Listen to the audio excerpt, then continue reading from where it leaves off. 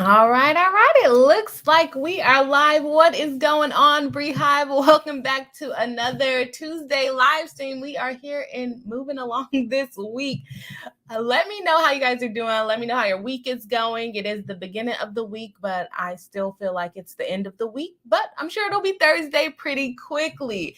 Today, we have some pretty good celebrity slash influencer cases going on today.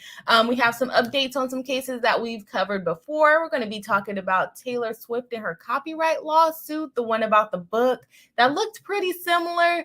And then we're also going to be talking about MrBeast, I think he's like the most followed person on YouTube. If he's not now, he definitely was last year. I'm pretty sure he still is the most followed person on YouTube, or subscribed person on YouTube. Got to use the right lingo for the right platforms. And then we're going to also talk a little bit about Brad Pitt and Angelina's winery, which Tanya D sent this to me. I completely forgot about it. But she found a new article updating us on that. So we're going to check that out today. If you are watching live, go ahead and drop in the chat and let me know that you're watching live. If you haven't already, please do hit the like button to help us out in the algorithm. I know I've been having a bunch of things go on, and like I said, it's a lot going on that I'm going to announce eventually, but I just have to make sure it is at the right time. So you will soon know why I have been all over the place and missing in action. But I am definitely happy that everyone comes in and supports when I do go live. For those of you who do not know me, I am Boss Attorney Bree, and here on this channel we cover trademark lawsuits, copyright lawsuits, celebrity lawsuits, and really whatever the heck we feel like covering. And today we are all about celebrity lawsuits mixed in with a little bit of copyright lawsuits. So we're gonna have a good time today. Let me know in the chat, and if you're watching on the replay, do you think that influencers are celebrities, or do you think they're like, depending on how famous they are, they're different levels of celebrity? Also, if you're watching live or on the replay, let me know if you know of MrBeast. Do you consider him a influencer or a celebrity? What would you consider MrBeast? Maybe I'll do a poll on it too later on. Okay, let me see. All right, we have Mr. Howard saying, I was wondering who was going to cover this. Oh, did you see it before I posted it? I hadn't seen anybody cover it. It just kind of popped up on my news feed today, and I was like, oh yeah, this looks like the MrBeast case. Looks like something we need to cover on this channel, especially a fellow YouTuber. We're not as big as him, but that is okay. Still a fellow YouTuber putting his foot down regarding some things going on with his trademark, with his name. So we're going to jump into, so I guess we are kind of covering some trademark stuff too, because it's under his name. So yeah, did not think about that. All right. Hello, Nissa. Welcome to the live stream. Nice to have you back. Summer Butterfly, member of the channel, saying good evening with the waving pink hand. Hello and welcome back to the live stream. It is nice to see you again tonight. Tiny D saying happy Tuesday, everyone. Yes, of course, happy Tuesday. I hope everyone's week is going by wonderfully. We have Summer Butterfly, has been a member for 3 months. Thank you so much for supporting the channel, saying I am so excited that you are covering the MrBeast lawsuit. Well, I'm happy that you're excited about it. I definitely did not know what was going on. And apparently he has a couple of other lawsuits going on against people that he's working with, a lot of breach of contract lawsuits. So I may have to take a little deeper dive into him.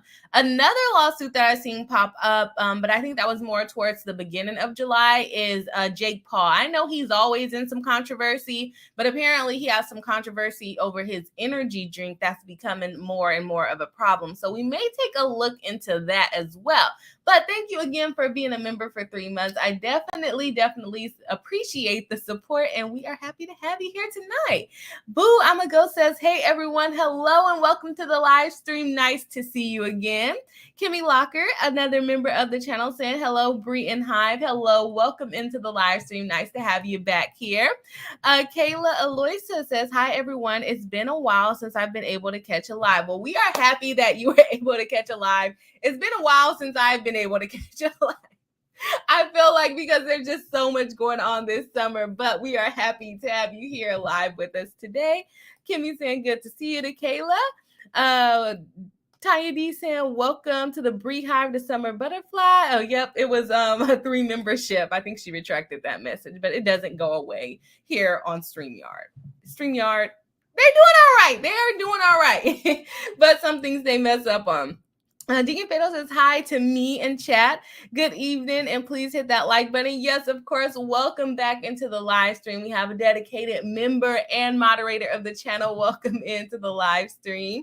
Member of the jury, nice to see you again. Saying I just got here. Am I late? No, literally, it was scheduled for 6:30, so you are right on time. Kamilaka, yep, we just started. Yep, you are right here at the beginning of the drama that we have to cover today. I'm really excited to get into the MrBeast lawsuit. It's going to be a live reaction because everything's a live reaction here at this point. But yeah, I'm really excited to get into it. So I hope you guys are too.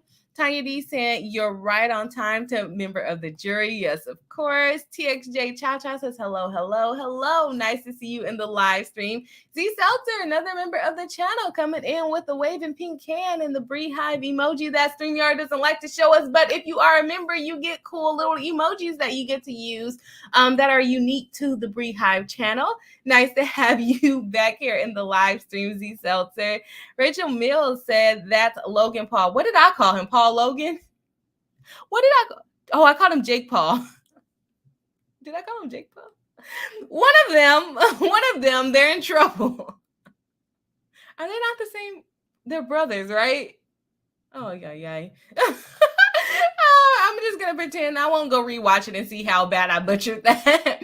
Tiny D says I always forget to use my monthly member chat. And yes, Tiny D has been like the longest member on this channel, and great moderator on the channel. So hopefully next time you get one, you can use it. How does it disappear? I've never had one, so I don't know how it works. But we appreciate you as well, Tanya D. And Tanya D helped me find a story today, so definitely much appreciation to her. Deacon Fatal say, okay, pass the class 96.8. Good job. We are happy to hear that. Y'all, I said I was getting my soundboard this summer, and I have not gotten it. I need to get it so I can have a little cheering sound. Hopefully when the summer is over, I'll be able to get that so we can set up some more graphics and sounds and make this like a real live stream for us. But, I have to be consistent first. So, it's coming. The soundboard is coming, but we are happy, Deacon Fatal, that you passed your class. Rachel Mills says, and I'd rather not talk about that scammer. The Logan Paul, Jake Paul, they all the same Pauls to me at this point. Deacon Fatal says, he is just messy. I think we're talking about Logan Paul. I love Dreaming Peach Cat. Hello, welcome into the live stream. Nice to see you again. Ari says, hey, Hive, my yarn arrived yesterday, and now I'm knitting a sweater for my sister. Can't wait to mess it up by getting distracted by the stream. Well, at least it's a good reason to mess up. I'm hoping that it's juicy today. Like I said, it's live reaction, so I don't know how juicy it gets, but I think it's going to get pretty juicy, probably how MrBeast wanted to sell his burgers, a nice juicy burger. So hopefully the case is also juicy.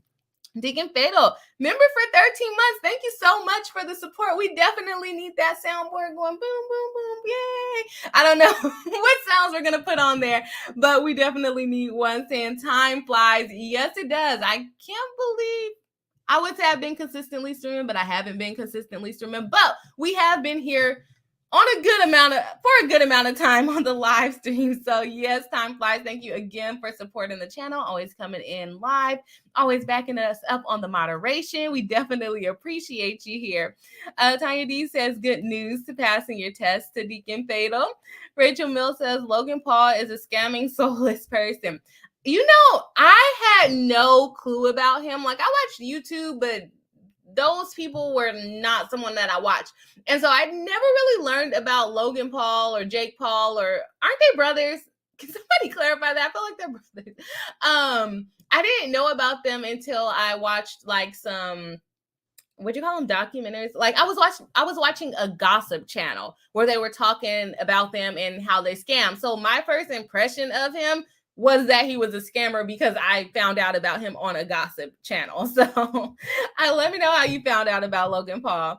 Deacon Fatal says, thank you to Tanya D and great to see you again. Yes, yes, of course. Kimmy Locker says, I think influencers can gain enough of a following and or notoriety to become celebrities and would definitely consider MrBeast a celebrity. Yeah, I think he has, if anybody in the influencer world has become a celebrity, I would say other than Kim Kardashian, but I guess she was not really an influencer because she came out before social media really took off. But I would still consider her more of an influencer than a celebrity. But she's a celebrity now, right? MrBeast, of course, too. A huge following that has turned him into a celebrity that a lot of people know. Rachel Mills says to Kimmy, at least he uses his clout for good for the most part. Yeah, and he gives away a lot of stuff. He creates a lot of good games. I know he really blew up on the remake of the Squid Games. He spends a lot of money on his productions too. So he's pretty serious about his brand. Camper for Life 22. Hello, welcome into the live stream. Deacon Fatal says, hot take, influencer can be grifters too. And more than often, well, you know. Yeah, I think a lot of times that does happen. And it's very hard for influencers to stay relevant. And sometimes that comes with doing very negative things. And then maybe they mean it, maybe they don't, maybe they're grifting, maybe they're not. I don't know. But I do see that Deacon Fatal has gifted 5 Boss Attorney Bree memberships. Let me pull that up. It doesn't show me on StreamYard, but let's see. Ari is now a member of the jury is a member, Rachel Mills is a member, Kayla Aloysa is a member, and whatchamacallit, Thingamajigger, Doohickey just became a member. Thank you, Deacon Fatal, for gifting 5 Boss Attorney Bree memberships and bringing some new friends into our membership realm. And we have not done a members live stream probably in like 2 months. So this month we are going to be doing that members live stream. It probably will be next weekend because that's probably the only weekend that I can do it. But thank you so much, Deacon Fatal. We definitely appreciate it. Deacon Fatal says, I will take the claps. Yeah, I don't know. I got to get some stuff on the soundboard and just be yourself. Yes, of course. Cheryl Reed, hello. Welcome into the live stream, saying hello to Bree and Hyde. Hope everyone is well this evening. Yes, I hope so as well. It's nice to see you here tonight. Kimmy Locker says the Paul brothers, or at least Logan, dates back to the days of Vine. Yeah, that's what I've learned on gossip channels watching about him. I don't watch any of his content. The most content that I have seen is clips from the gossip channels, and more recently, like his podcast clips going around on TikTok, but I never watch them. So still, he doesn't intrigue me at all. Deacon Fatal says, just an early grad present for everyone. Well, thank you so much.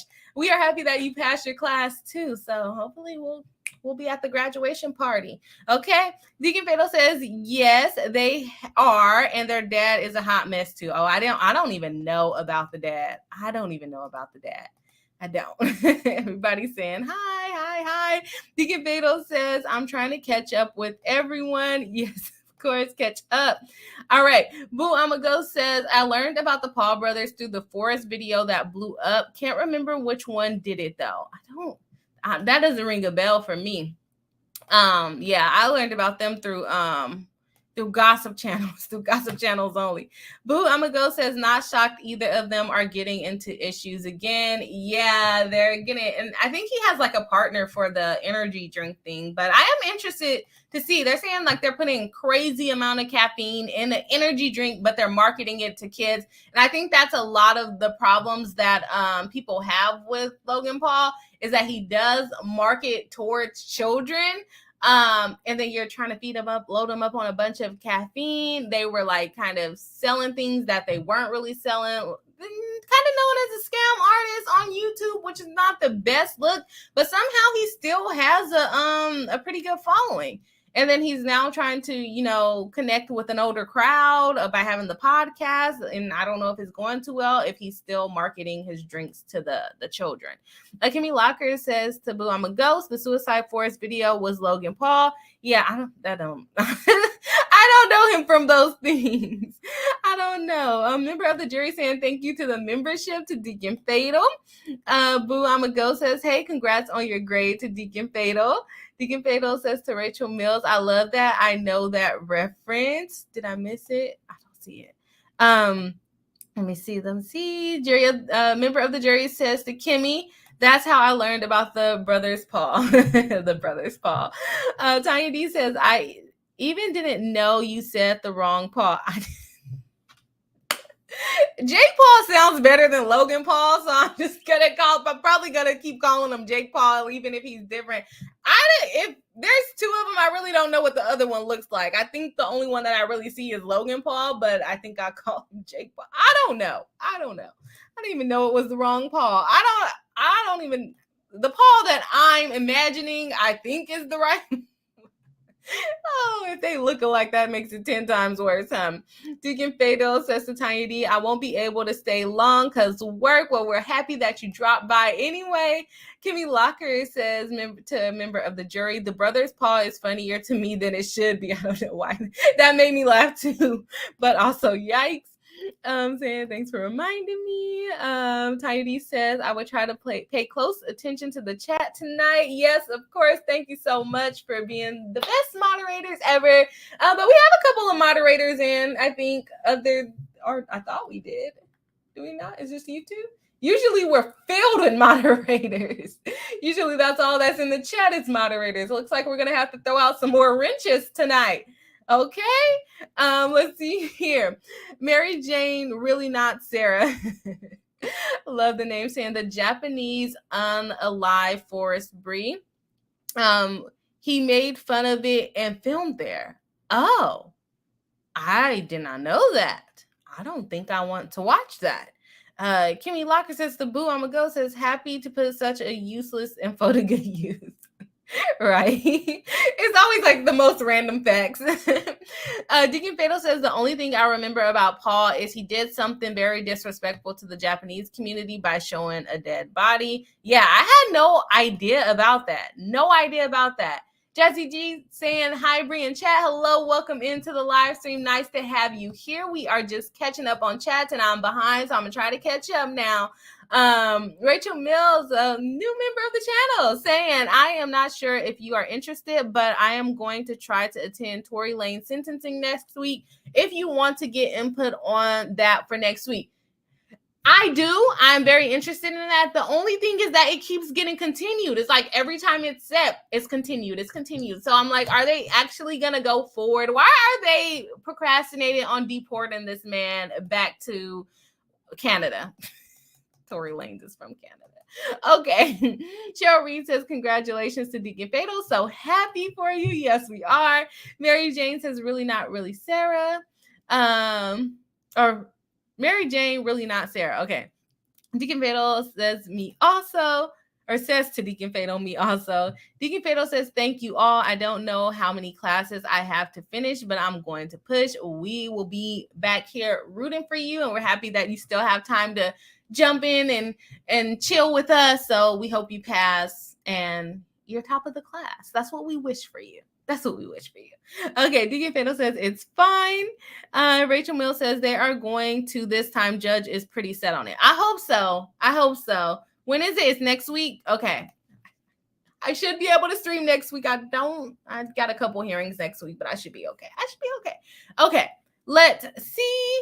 Rachel Mills says his lawyers tried playing chicken with the judge. That's what it feels like. They keep pushing it back and pushing it back. Okay. Let's go ahead and jump into, the reason why we're here today. Some of our cases. What the heck is this? This is a big old ginormous ad. Okay. Of course, Bree has not shared the screen yet. So let's go ahead and start sharing the screen. Okay. Boom. Shakalaka. There we are. All right. So we have Brad Pitt and Angelina Jolie. Let's stop whining. Haha, you get that play on the words whining, but it's whining like you drink wine.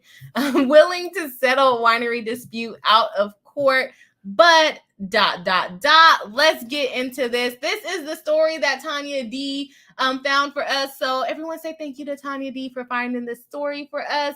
If you have been following the channel for a while, you know that we have covered this case where Brad and Angelina are trying to figure out what percentage of the winery goes to who, how much money they should get.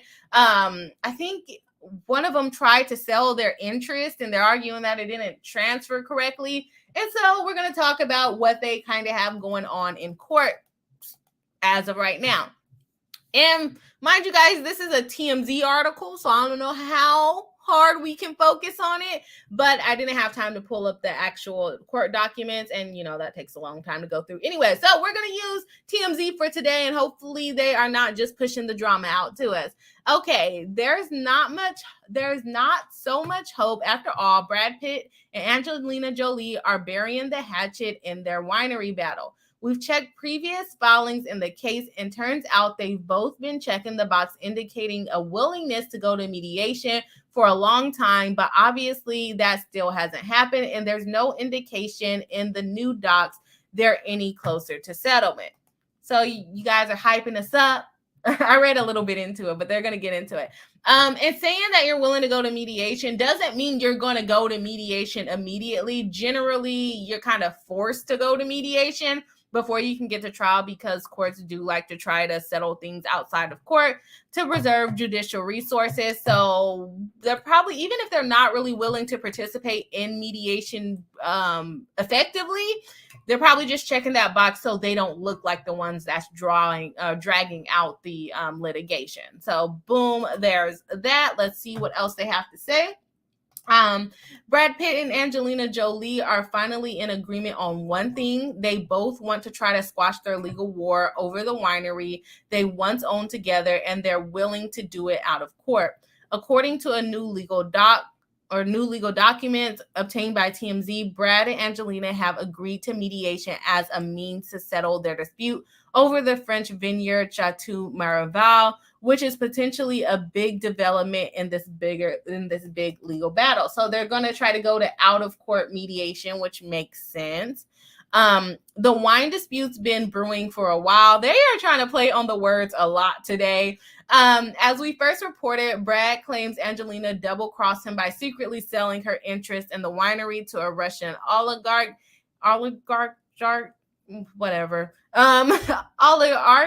in 2021, and now Brad's suing her to undo the deal. Okay, yep, that's what it was. Angelina sold her piece of it. Brad wants it back because he should have had the first right of refusal to buy the winery. Okay, I remember now. Remember, Brad and Angelina bought Chateau Miraval in Correns, France, way back in 2008 when they were still happily married. And there's their beautiful wine bottle. Has anyone ever tried this wine? Let us know in the chat. I haven't. Whoa, these pictures are a little risque. Okay. Brad claimed he invested a ton of time and money in the vineyard over the years, though also acknowledging Angelina ponied up 40% of the original $28.4 million purchase price. And he's claimed they always had an understanding neither could sell off their interest without the other's consent, but they didn't have it in a contract, and he's trying to argue that it was a verbal agreement. Good luck on that, Brad.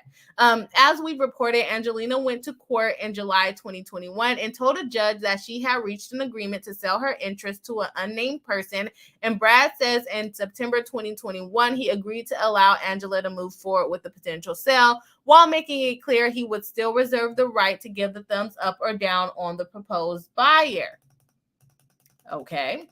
Cut to a few months later when Brad says he was shocked to learn a subsidiary of the famous vodka company Stoli Group, controlled by Russian oligarch Yuri Shefler, bought Angelina's interest in the vineyard, so he sued in an attempt to get a judge to undo the deal.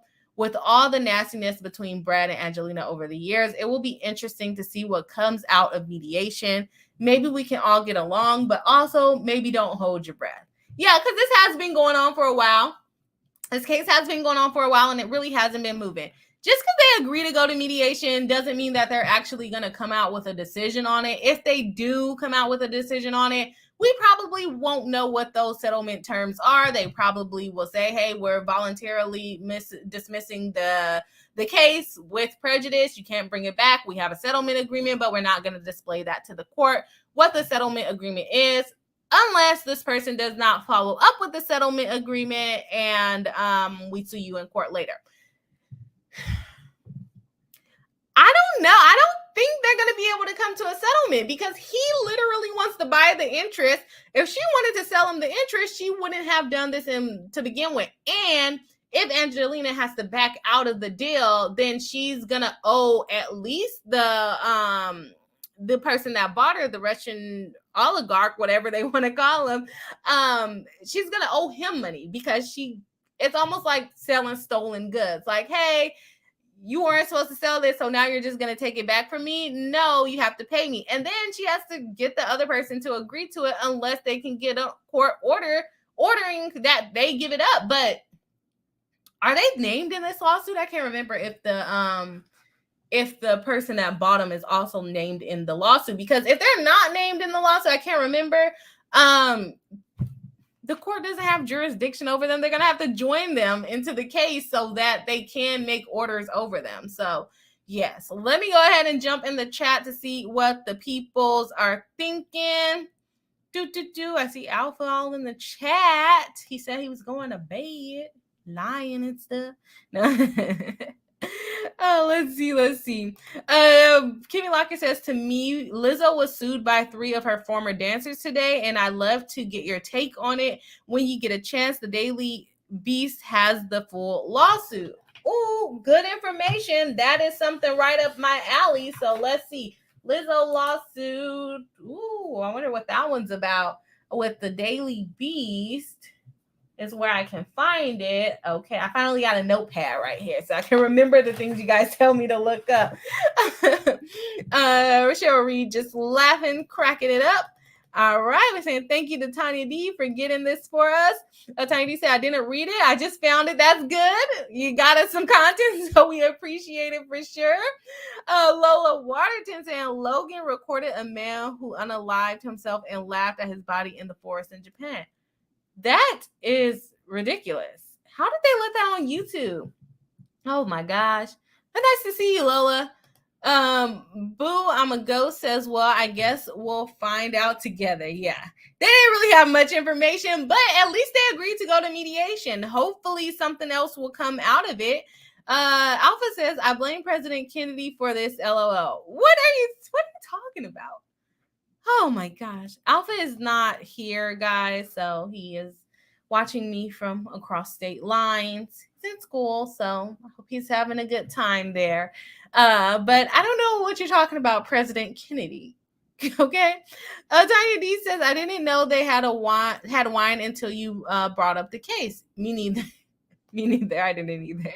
Deacon Fado with a $5 super chat. Thank you so much. Saying, I'm too poor to worry about these rich folks' problems. Yes, I think this was one of our cases when we was like, I don't know, rich people problems. Rich people problems for sure. Thank you so much for the super chat. I definitely appreciate it. Cheryl Reed saying hi to Alpha. Alpha saying hi to everyone over there, chilling, not doing your homework, but, I'm not going to put you on blast like that. Tanya D saying hi to Alpha. Everybody saying hi to Alpha over here still in my stream. Jazzy G says, oh, Lizzo sounds interesting. Yeah, I think that's something we would like to cover over here. Alpha says, hi, Cheryl, Tanya D. And Boo, I'm a ghost. Just shouting everybody out. Shout out to everybody out, guys. If you haven't already, please do hit the like button. It definitely helps us out in the algorithm. I'm happy to have all of you here, but we also like new friends over in the Bree Hive, right? Kimmy Locker says Logan even used that image in the thumbnail. It was horrible. I hope that's not up anymore. And Tanya D, talk about Deacon Fado, big baller. For sure. Okay, Deacon Fiddle saying, oh, she misses Alpha. Yeah, he's been gone for a couple days. He'll be back. I promise. No. Oh, yeah. Now I'm thinking about it. Okay, let's not think about that stuff. Let's get into another case. I guess not many people have tried the wine because I only saw Tanya comment about whether she has tried it or not. I've never tried their wine. I think I think we looked it up before and they're pretty reasonably priced, if I'm not mistaken. So maybe do I want to give Brad Pitt more money? Probably not, but maybe I would like to try it. I don't know. Let me see, Marabem. The bottle doesn't look too expensive, so I'm hoping it's a reasonable price. But I think we looked it up before. Province Rosé. Yeah, about $20. So I can afford that. I think I can afford I think I can afford a $20 bottle of wine. I think I can afford that. So maybe I'll try it. Maybe we'll do it on the next members live stream. We'll try their wine. Since they popped up and we like wine. Wine's always good. Mary Jane, really not. Sarah says, can Brad give me money? If he can find you, he probably still wouldn't give it to you. He probably wouldn't give any of us money. So I wouldn't hold my breath on that one. Okay, let's see. We are going into our next case for today, and we're going to be talking about Taylor Swift, Miss Swiftie. Remember, we also covered this case on this channel where our good friend Taylor Swift was sued again for copyright infringement for I think hers was the album cover that looked a lot like this lady's book and art from her book. So let's go ahead and take a look into it. Taylor Swift beats 800,000. I think that's the pound sign, but $800,000 lawsuit that accused her of stealing Lover book from author. Let me see. An author has dropped her copyright lawsuit against Taylor Swift, with the singer's lawyer saying this case never should have been filed. Taylor Swift has beaten an $800,000 lawsuit accusing her of stealing ideas from an author. Remember, it was that book. It had that like powder blue sky. I probably should have pulled it up so y'all can look at it again. There's been bad blood between Taylor and a Mississippi woman who claimed the singer stole aspects of her self-published book of poetry for her companion book for her album Lover. Oh, so it was a book that went along with the CD. I forgot about that. Teresa Ladart has dropped her copyright lawsuit against Swift months after the singer's lawyers called it a case that never should have been filed. The author sued Swift, who has released tons of music recently in the last year. She claimed that a number of creative elements from her 2010 book, also called Lover, were copied into Swift's album Companion. In a motion filed on July 27 in Tennessee federal court, Ladart's lawyer said she would permanently drop the case. Ladart's sudden voluntary dismissal is not the product of any settlement. So she just voluntarily dropped it. Taylor Swift allegedly has not offered her anything to drop it. This is not a settlement agreement. Normally, when we see cases drop, it's because the parties have a settlement agreement and they agree not to bring it back with prejudice, so they don't bring it back. And this one, I think, it's not really clear on this lawsuit if she dropped it with prejudice. They demanded the case be dismissed and said it was legally and factually baseless and never should have been filed. Legal experts told Billboard a similar thing. They said that Ladart was essentially suing Swift, who recently had a fan arrested for trespassing. Why did they need to put that in there?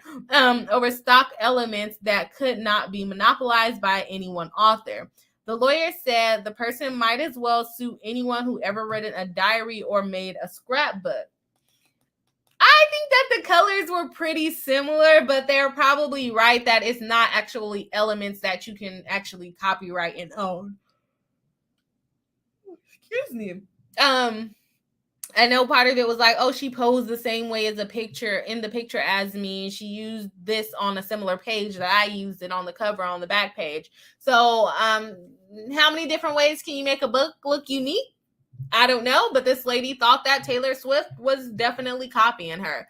Dropping the case might have saved Ladart from financial ruin.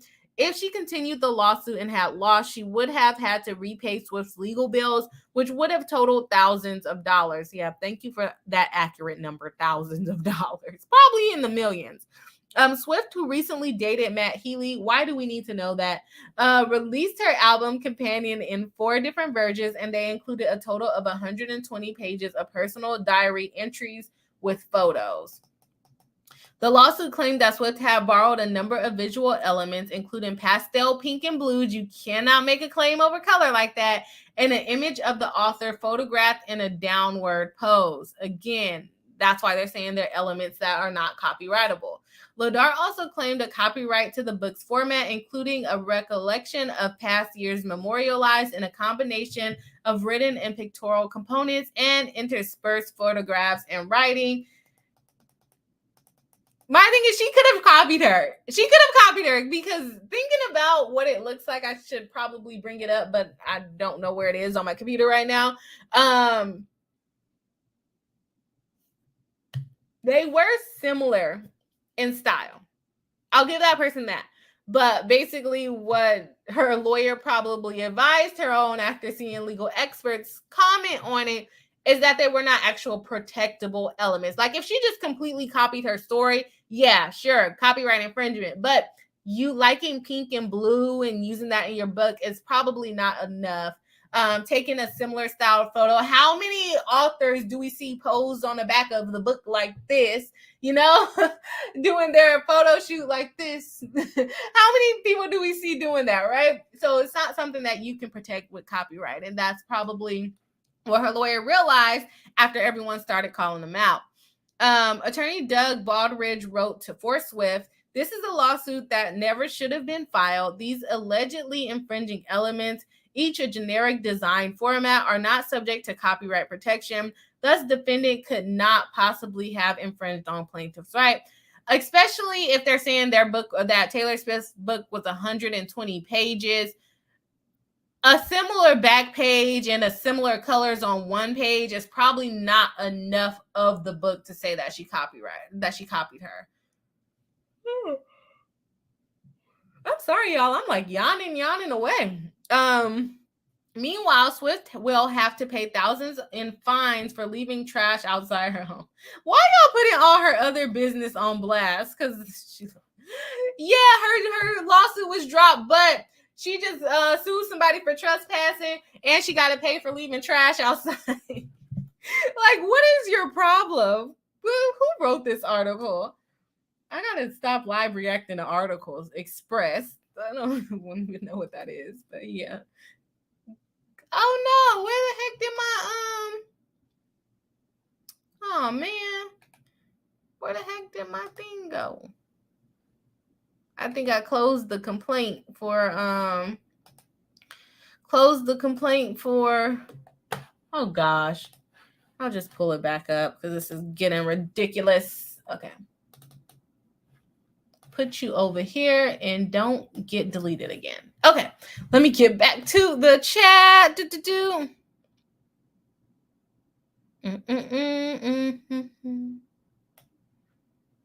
All right. Tiny D says, I forgot about the Taylor Swift lawsuit. She has so many.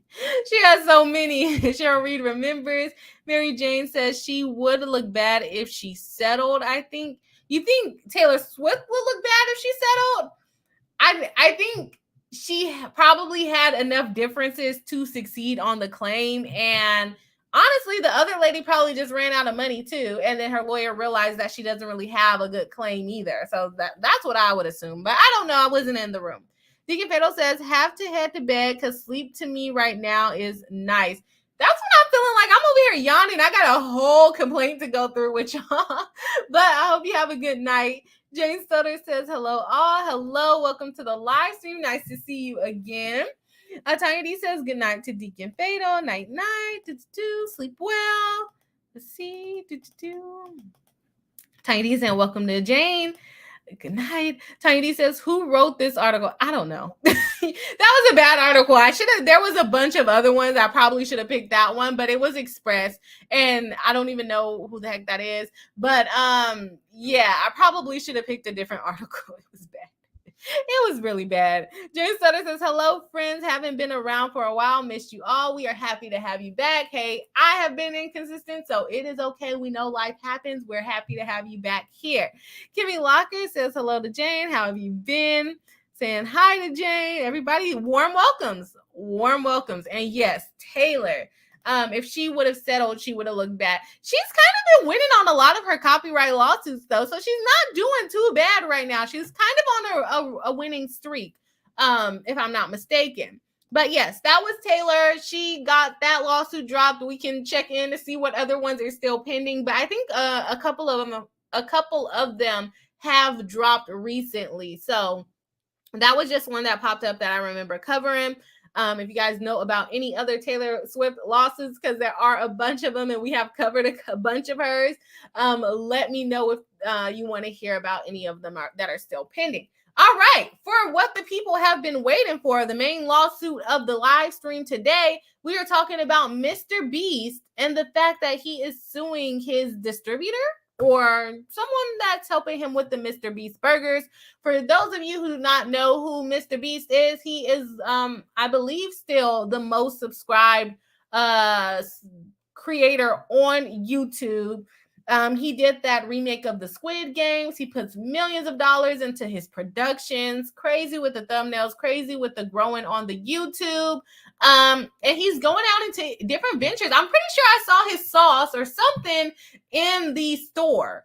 So he's doing big things. He's more than just YouTube at this point. And as we talked about earlier, he's probably making his way, if not already, into the celebrity realm. So let's go ahead and check out what's going on with this lawsuit. We have Beast Investments LLC suing Celebrity Virtual Dining LLC, Virtual Concepts Holding Inc., and Virtual Dining Concepts LLC.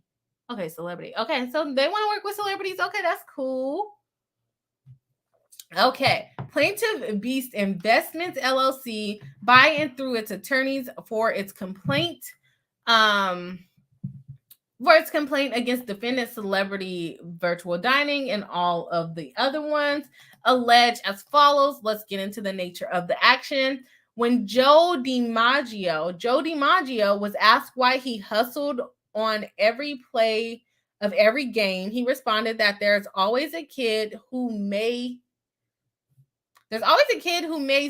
be seeing me for the first time. I owe him my best. This encapsulates the philosophy that one of the most accomplished and prolific online content creators in the world, Jimmy Donaldson, aka MrBeast, brings to everything he does, from his global, I lost it. Where'd it go? Everything he does, from his global YouTube channel to his other business ventures. It is the reason that MrBeast is one of the most recognizable and valuable brands in the world.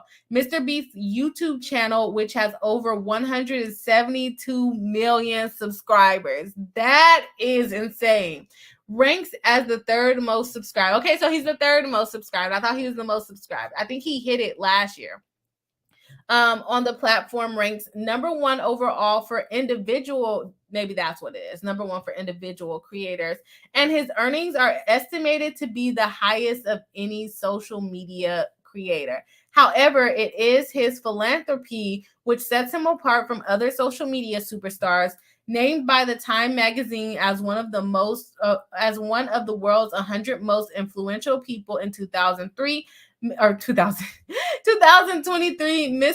has used his online platform to raise tens of millions of dollars for charitable causes, donate over 6 million pounds of food through his nonprofit organization, Beast Philanthropy, and help countless individuals and small businesses that are in need. So he is doing big things. Not only is he making awesome content, I don't really watch his content, and I don't watch his content.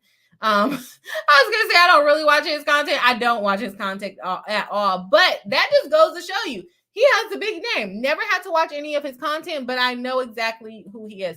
That's a lie. I've seen clips of his content on TikTok, but I don't watch like his YouTube videos or anything like that. Not my style. But still know who he is. He's one of, like they said, the biggest individual creator on YouTube. In 2020, the global COVID-19 pandemic crippled a huge swath of the economy. While small businesses across industries were feeling the brunt of the pandemic, the restaurant industry in particular faced a sudden threat to its very existence: the inability to service customers in brick and mortar locations.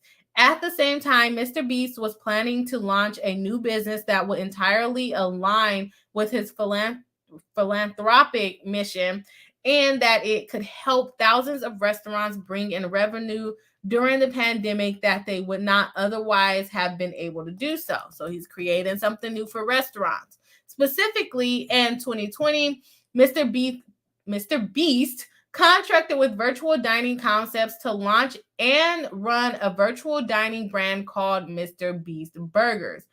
Oh, I thought he was going to make it into a store, and then I didn't know it was completely virtual starting off.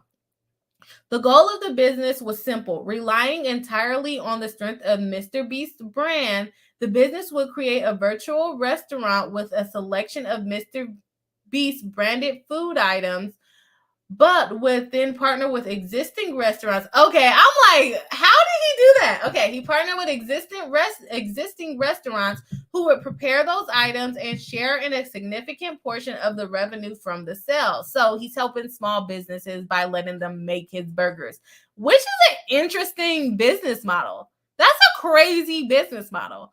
I guess they're just really I guess he's really just licensing his name and the way that he prepares food. I guess it's like if you were to sell Chick-fil-A nuggets at all restaurants. That's what I'm getting from this.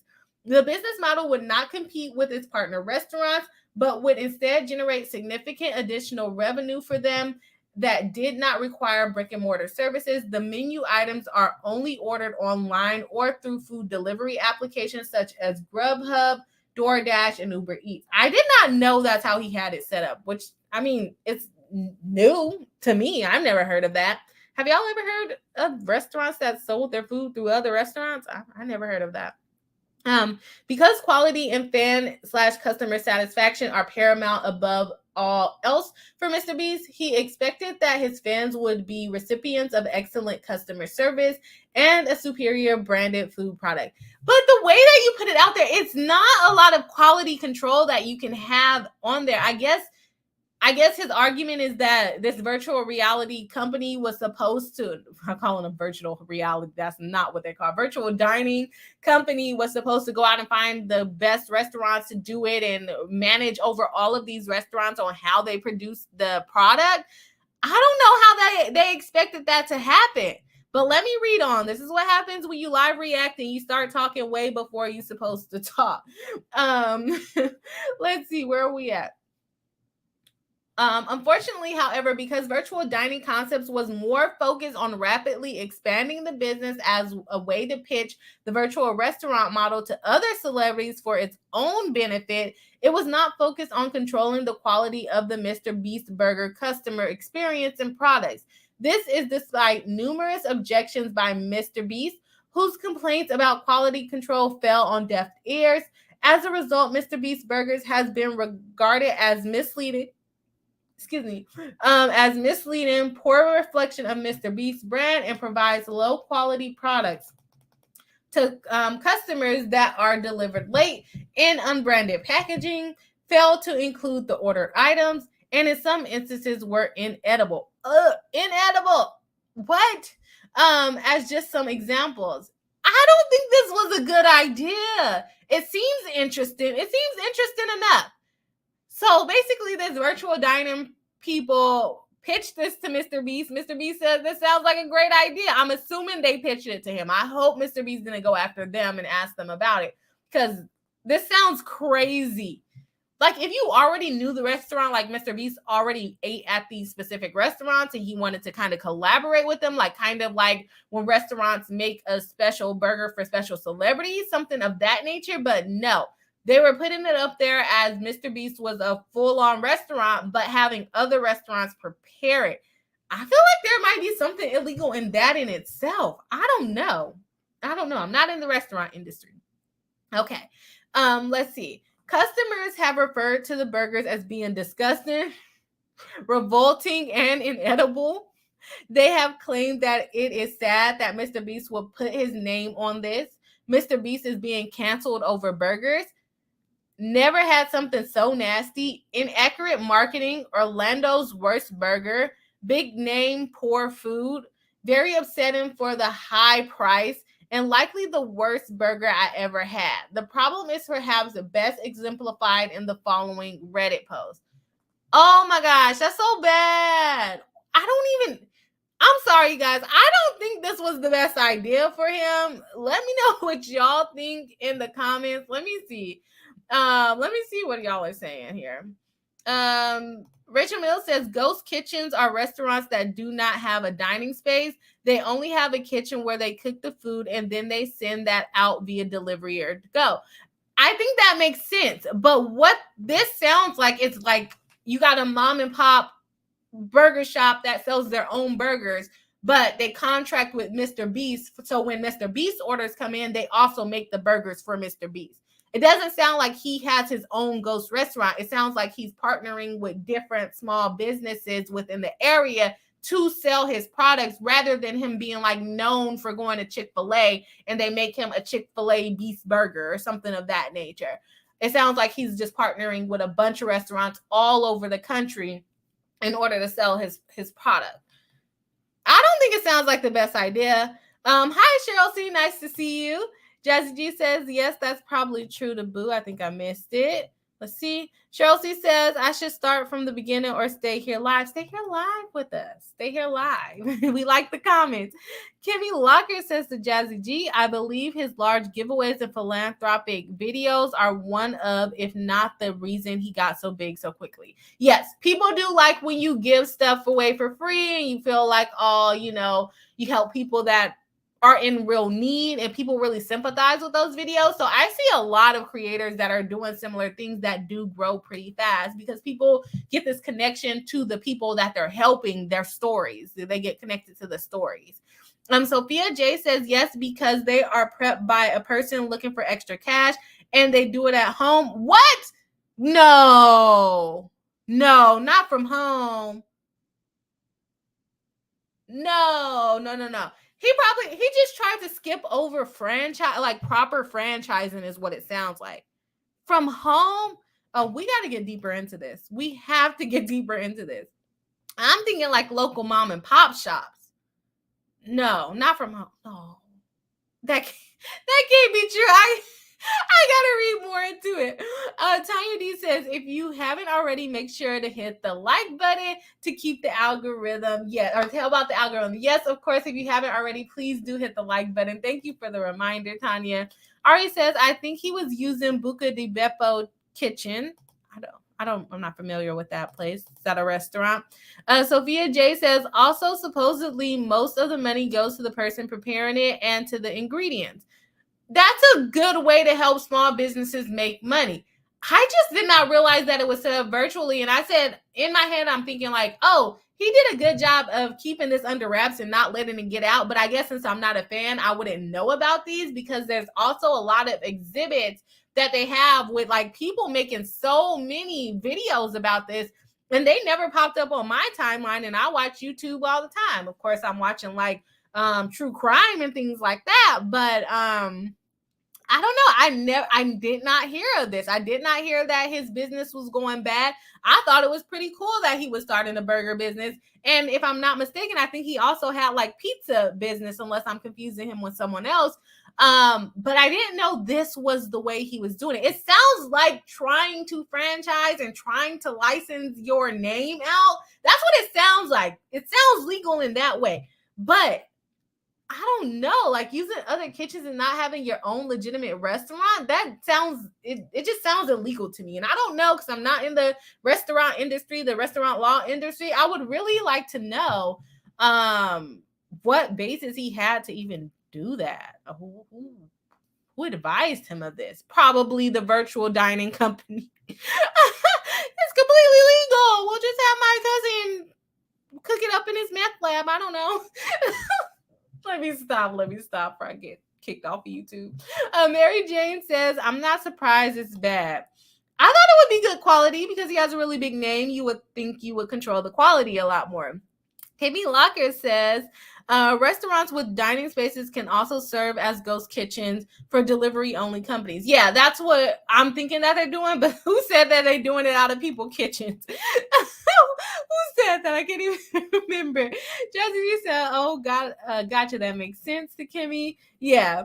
Cherie says, from home. That's extremely gross. I hope it's not from I really hope it's not from home. Cheryl C says, from how I understand, they are ghost kitchens that are kind of franchises. They aren't mom and pop, really. Ghost kitchens can even make food for several different companies out of one kitchen. That makes sense to me. That just feels wrong. It feels wrong to me. I don't know why. Francesca Cruz, our Sabia said, hello, I'm late and I'll stay here live. So long, no see, Bree. Yes, I know. I've been all over the place. It's okay. It's nice to have you back here in the live stream. But yeah, I'll probably be in and out for the next couple of months or so, and I'll tell you guys why in a while. But I just gotta wait for certain things before I can tell y'all why I have been all over the place. Ari says Buca di Beppo is an Italian chain. I think it was something like 150 of their locations were acting as ghost kitchens for MrBeast. Oh, I mean, I guess that's a smart way to do it. Just keep it with the same restaurant, and that way you can spread it all around. Let's see. Cheryl C says, we have MrBeast burgers here in Austin. I have not tried it, but the reviews are not good. Hey, that's what this lawsuit is saying. And he's saying they're ruining his name at this point. Ruining his name. Francesca Cruz says, it feels like MrBeast wants to branch out to different businesses. So he had a chocolate candy thing and now burgers. It feels like he doesn't know what to do next. He's trying to expand himself like past YouTube and use his name to do other ventures. But why food, right? I agree with you. Chocolate, I forgot about the chocolate. Julia 543, another member of the channel. Hello, welcome back into the live stream, saying, hey, Bree, it's great to see you. It's nice to see you here again on the live stream.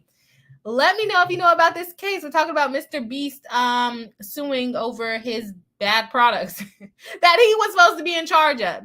Cheryl C says, technically you can get your home kitchen permitted for commercial preparation, but it isn't easy. Some bakers do that though.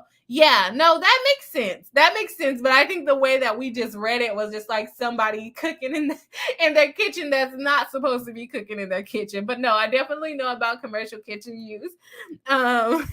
Just say Fran, it's easier. Okay, that's fine. Julia saying hi to Tanya D.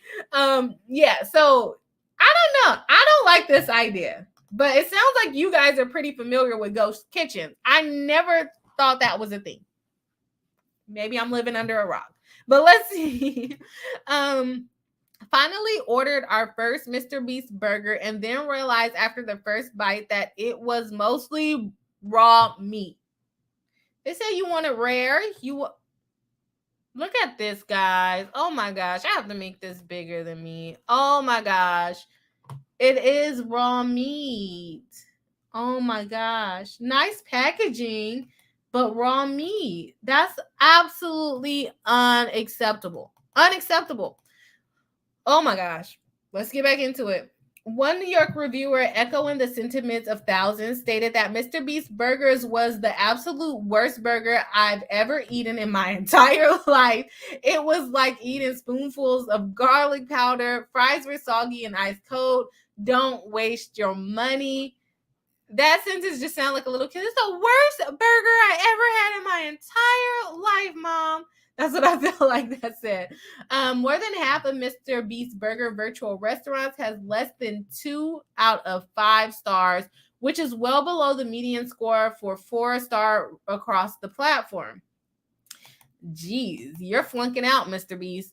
One father of 2 felt as though he had let his children down by ordering MrBeast burgers when he received terrible quality food and unbranded packaging that he was able to trace back to a that he was able to trace back to 7-Eleven?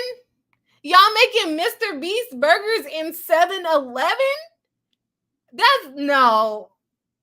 Okay. In a restaurant, fine. But 7-Eleven? What are you putting on that little hot dog rotator? 7-Eleven have kitchens? Like, what?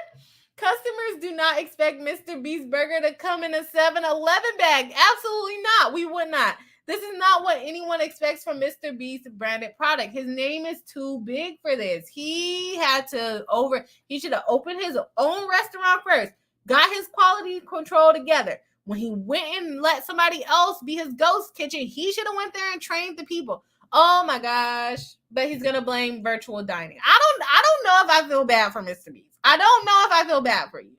I don't know. Let's go on. It doesn't sound like a good idea to me. You're talking about quality control. I know you're a busy guy. You probably should have had somebody on your team doing this. Equally distributing, many customers believe that MrBeast is personally responsible for this mess. I kind of agree. It's your name. It's your name.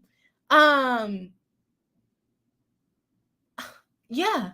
Personally responsible for this mess, as evidenced by statements such as, "How could you do this to me, Jimmy? How could you do this to me, Jimmy?" Attached as Exhibit B here too is a compilation of just a handful of thousands of negative reviews that have been published online. Sorry to hear it, Jimmy. There are literally thousands of negative reviews, articles, and comments from people who are deeply disappointed by the fact that MrBeast will put his name on this product, because the entire business is based on the tremendous global value of MrBeast brand. It is MrBeast himself and not virtual dining concepts who has borne the brunt of the justified attacks and criticism.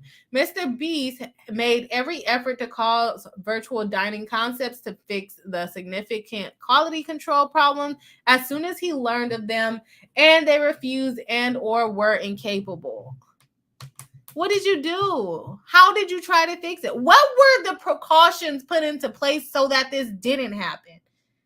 What did you just give them free reign? Like, hey, you can use my name, make a good burger for us, and just go start promoting it to different restaurants to spread it all across the country? What were they supposed to do? Like, what was in their contract? What was their job?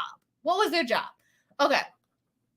As a result, virtual dining concepts has caused material irreparable harm to the MrBeast brand and MrBeast's reputation, not only through its abject failure to ameliorate the significant quality control problems with the virtual businesses, but also through their material breaches of the agreement with MrBeast. By way of example, virtual dining concepts repeatedly denied MrBeast his valuable approval rights by posting his name, image, and brand on social media and elsewhere without first obtaining his written approval and consent. Further violations of their agreement and trademark law, virtual dining concept registered various trademarks throughout the world using MrBeast's name and brand without any right to do so and without his consent or knowledge, and they listed themselves as the sole owners of the trademark. That probably was in their agreement that they were not supposed to be doing. I gotta see this contract. To be clear, while the business has made millions of dollars, MrBeast has not received a dime. I bet you haven't. At this point, I don't feel bad for him. I would like to see what was in the contract. And I'll get a little bit into that, why I don't feel bad for him in a minute. Unfortunately, due to the material irreparable harm to MrBeast's reputation and brand caused by virtual dining concepts' failure to uphold its end of the parties' agreement, MrBeast has no choice but to seek inter alia, a judicial declaration that he has the right to terminate the MrBeast burger business and damages from the harm caused by virtual dining concepts, multiple material breaches of the agreements between the parties, consistent with MrBeast's philosophy. If MrBeast burger virtual business cannot provide the highest level of service and products to the customers, then it should not continue. Okay, so from my knowledge of MrBeast, like I said, I don't watch him. I'm not a fan of MrBeast, right? But I do know who he is, and what I do, and not even watching his content, I know that he's known for putting out very high quality videos, high production. He put millions of dollars into like productions of his videos. Sometimes he doesn't even make the money. From what I hear, sometimes he doesn't even make the money back on the video that he puts into the video. He gives out thousands of dollars, hundreds of dollars each video. I would say thousands of dollars each video. And he puts out very, very high quality product. If you are a brand, you have to be in charge of that. I know they recently got mad at Rihanna for stepping down as I think the CEO in Fenty Beauty, but to begin with, she was the one every step of the way approving that. It's been years since Fenty has been out. So now she has stepped down and let somebody else run the business. But guess what? I'm pretty sure she's still going to put her opinion in there.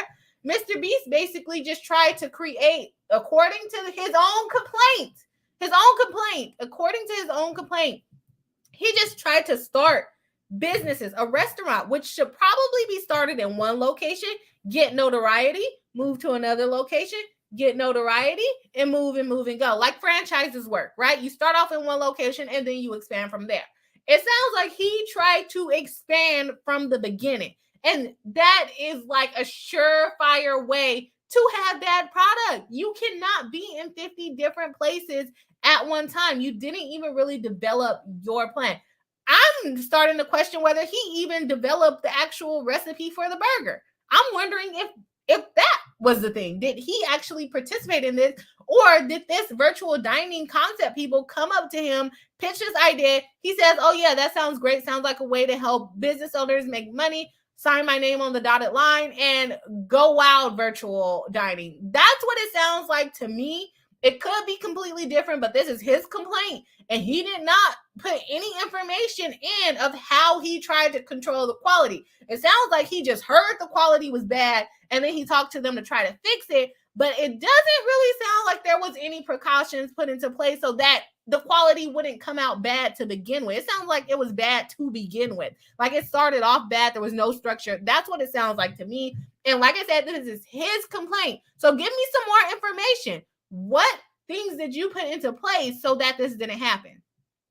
I'm not seeing it in the complaint. So let me go ahead and scroll up in the comments so I can get behind in the comments. Okay, let's see what's going on with the peeps. All right. Yeah, raw meat, nasty. Julia 543 says, I'm trying to figure out how to explain how to pronounce. I know I'm butchering it. What am I calling it? Buca de Bipo? Buca de Bepo? Okay, let's just go. Cheryl C says the videos you can find online are much better at showing the mediocre and disappointing that MrBeast burgers are. I could probably pull up the exhibits too towards the end, but I just don't have them in front of me right now. Mary Jane, and if you guys want to watch the videos, by all means, y'all can go watch the videos. I probably won't watch it on. Well, maybe we can watch it. I don't want to get a copyright strike. I feel like this is a good stream.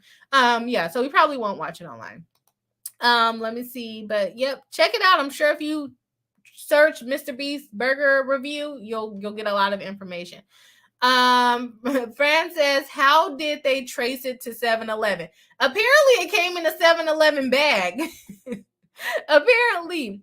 Julia says 7-Eleven should not have kitchens. That's weird. I don't. They might, because do y'all think they really heat up those hot dogs on that little spinny thing? I feel like they have to heat it up in the back first and then they put it on the spinny. I don't know.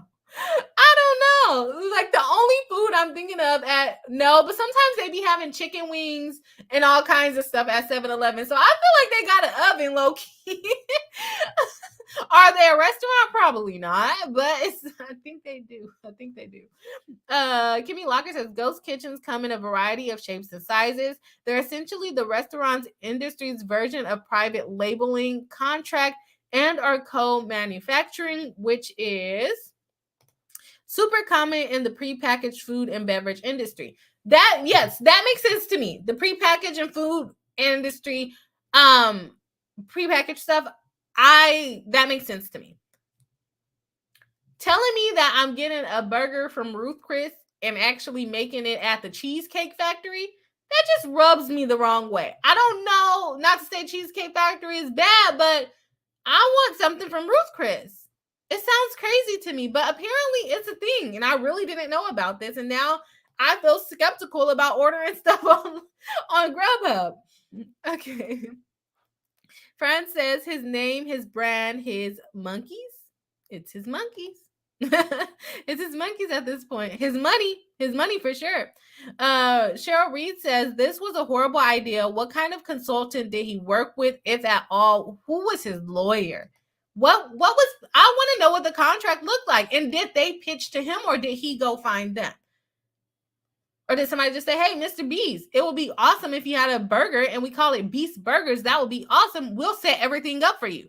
That's what it sounds like to me. They were just like, we'll set everything up for you. And he was just like, okay, just make it cool. I don't know. Mary Jane says, MrBeast should have vetted this thing. It's his name and his brand. Yeah, it sounded like he tried to expand too quickly. Julia says, for Buca de Beppo, Beppo is like beep. Okay, Beepo. It rhymes with the beginning of Pepto. Is it Beppo or Beepo? Which one?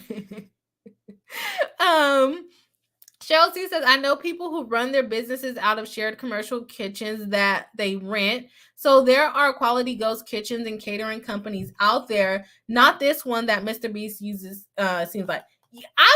That makes sense to me. Like, if you do catering companies and you can't afford to have like your own restaurant all the time, that makes sense to, rent a commercial kitchen, and there may be somebody else in there making other stuff on different days.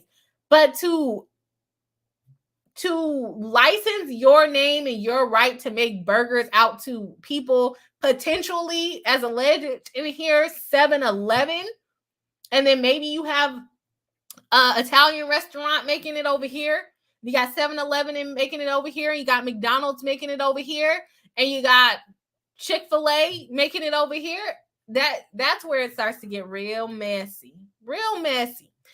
Julia says, well, I think he has something like a granola bar, and quality control is a little easy to verify the quality control. Yeah, I think he has the chocolate bar, someone said. Does he have a granola bar too?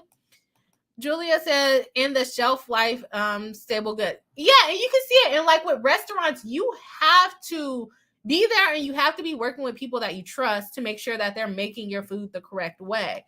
You don't want people just making it out of 7-Eleven. I'm sorry, that one's killing me. Jazzy G says, wow, that's wild if they try to get trademarks using his brand name.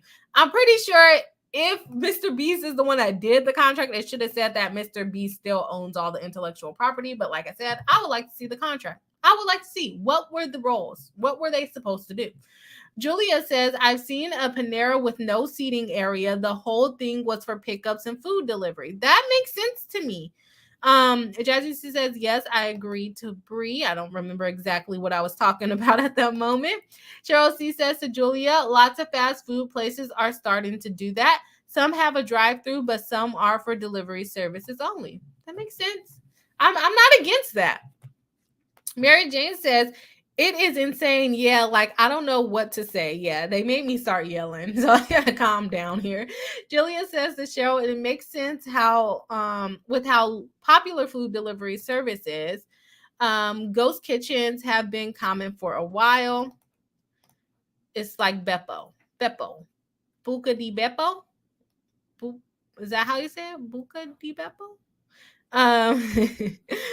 Kimmy Locker says, I agree, Bree. I think ghost kitchens are a good idea at their core, but MrBeast Burger's execution was horrible. He didn't have the proper infrastructure to scale that. Yes, that is well said. I would agree with that for sure. Not the proper infrastructure. Julia 543 says, whatever 7-Eleven has is pre-cooked and only heated up in the store. Yeah. But I feel like they have to have a microwave like in the back before they put it out in the front. That's what I think. I don't know, but that's what I think. Cheryl C says you can order from 7-Eleven through the delivery service, but they don't have actual kitchens. My guess is the ghost kitchens used whatever bag they had around, which is almost weirder. That is so bad. I feel like that's even worse. Beppo. I said that. I think. Did I not say that? I said it. Cheryl C says, I think that's almost weirder too. Yeah, I think so. Mary Jane says, LL Bree is not Beepo like a bee, is Beppo. Beppo. I got it. I think I got it now. Julia says, you got it. Okay. Jane Stutter says, there is a right way to do something like that, but you have to know what you are getting into. Yeah, this to me sounds like they pitched him. He said, oh, sounds like a good idea. Just show me. I'll sign off on it and let's go. It doesn't seem like it was very well put together on his end. I don't think so. So it's hard for me to feel bad for him because you have this big name. We can get a little bit more into the factual allegations. So let's do that. Hopefully I can read now. Okay. Establishment of MrBeast burger business. Okay, we about to get into it. How did this thing develop? How did it develop? Okay, on September 3rd, 2023, MrBeast Investments and CVD entered into an endorsement and service agreement in order to establish the MrBeast burger business. Pursuant to that agreement, the business would be run. There you have it. The business would be run by Virtual Dining Concept, who purported to be experts in the virtual dining business. So you trusted them, which involves the creation of virtual dining brands that operate in a delivery-only model. Who are their customers? Who are their previous customers? Please let me know. Okay? I hope you let me know in here. How did you get convinced? Did they say they do food delivery for Ruth Chris and Red Lobster? I don't know. They're all on the same level. But did they say that who have they worked with? Did you get any references? I'm confused. Okay, let's go on. They said they do this all the time. But for who? With who? Okay, that's what I would like to know. Beast Investments, in turn, granted Virtual Dining Concepts the right to utilize MrBeast's name, image, likeness, voice, picture, and photograph, signature, biographical data, endorsements, and statements, collectively the brand's attributes, to advertise, market, and promote the MrBeast Burger virtual restaurant brand and operations. I want to see the contract, because you just said that you had to sign off every time they use your name, your face, whatever. But you also said you granted them the right to use that thing. You gave them the license to use your likeness, to use your image, to use your trademarks. And on top of that, you also said that they were going to run the whole thing. You literally slapped your name on something and you expected it to come out good. It doesn't. Let's read on. Let's read on, because this first paragraph is not putting you in the best position with me. Not with me. Not that I'm going to be your judge, but it's not putting you in the best position with me. Okay. However, because MrBeast has spent years developing his brand into one of the most valuable in the world, and because his brand was a central component of the endeavor's success, it was an essential component of their deal that MrBeast retained strict control over the use of his name, image, likeness, and brand by the MrBeast business. Okay, what was that? You had to sign off? Therefore, pursuant to the endorsement agreement, MrBeast retained all of his own intellectual property rights and has strict non-waivable approval rights over the use of his image and brand in the connection with all facets of the business. All uses of brand attributes shall be subject to prior reasonable approval of MrBeast Investments, which approval must be in writing. Endorsements agreements at paragraph 4. Without these valuable approval rights, MrBeast would not have entered into the endorsement agreement. MrBeast, I think you're full of it. I think it was a bad deal. And I think you're mad that it's a bad deal. And I don't feel sorry for you, Jimmy. I really don't feel sorry for you. Okay, let's go on. Launch of virtual business, rapid expansion and discovery of significant quality control issues. You wanted it to expand that. I don't feel bad for him. I don't even know if I can get through this because I really wanted to feel bad for MrBeast, and I don't. Okay.